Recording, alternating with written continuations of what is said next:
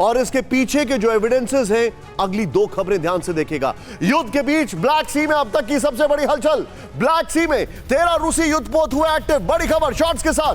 Frigate admiral Makarov भी black सी में देखा गया।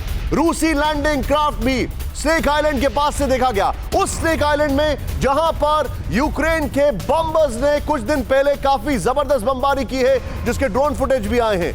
यहां पर ये जो आप देख रहे हैं, वहां पर ब्लैक सी में काफी तेज मूवमेंट हो रहा है। सीधे आइए इस खबर पर, जरा मैं इसका आपको ग्राफिकली आपको चीजें बताना चाह रहा हूं। ब्लैक सी से बारूदी जंग की तैयारी एक क्वेश्चन मार्क है, क्योंकि ध्यान से देखें, युद्ध के बीच ब्लैक सी में 13 रूसी युद्धपोत एक्टिव हो गए।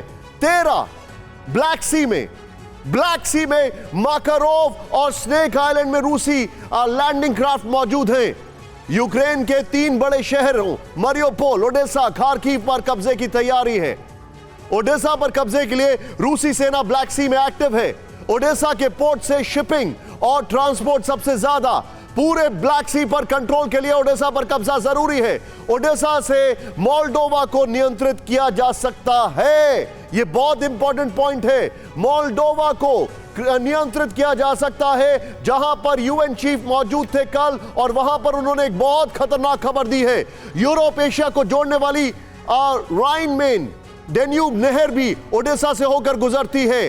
ये कुछ फैक्ट्स है हमारे साथ। मैं सीधे चलूंगा सुमेरा के पास।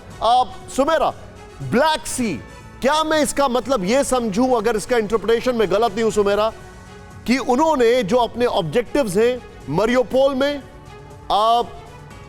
डोनेस्क और लुहांस्क में, और खेरसोन की अगर बात करूं, वहां पर उनके ऑब्जेक्टिव्स ऑलमोस्ट अचीव कर लिए हैं।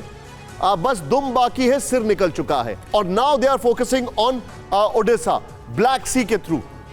बिल्कुल निशांत, आपका ये असेसमेंट ठीक है, क्योंकि खेरसोन तो पूरी तरह से कब्जे में है ही। बहुत हद तक वो तमाम इलाका जो वो कब्जे में लेना चाहते थे उनके कब्जे में है। और मिकोलेव के बाद अब ओडेसा, और ओडेसा को देखिए, ओडेसा सबसे बड़ा पोर्ट सिटी है यूक्रेन का।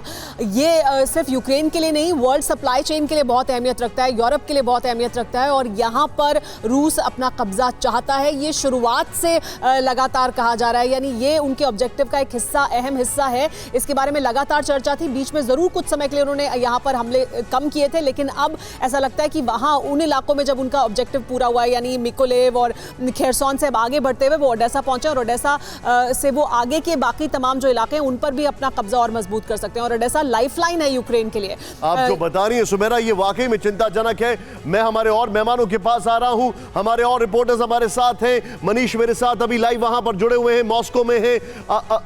अभिषेक मेरे साथ है। मैं सभी के पास आ रहा हूं।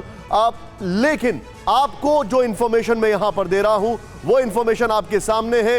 ये देखें, आपके सामने वो एक फ्रेम दिखाई दे रहा है विवेक वाजपेयी का, जो कि नॉन स्टॉप वहां पर कवरेज कर रहे हैं। मैं उसको शायद हम लोग थोड़ी देर बाद दिखाएंगे। लेकिन अब जो हमारे पास इंफॉर्मेशन है, मैं अभिषेक के पास एक जानकारी लेकर आ रहा हूं।